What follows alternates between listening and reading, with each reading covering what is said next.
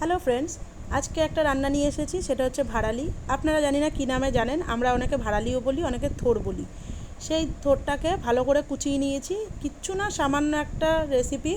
একটু কালো জিরা আর রাঁধুনি আর হচ্ছে একটু শুকনো লঙ্কা ফোড়ন দিয়েছি। আলু ডুমডুম করে কেটে নিয়েছি। আলুটাকে আগে ভালো করে লাল করে আমি ভেজে নেব। এই রান্নাটা খুব সিম্পল হতে পারে কিন্তু খুব হেলদি। আপনারা সবাই জানেন থোড়টা আয়রনে পরিপূর্ণ থাকে, এর জন্য থোড় খাওয়াটা ভীষণ ভালো।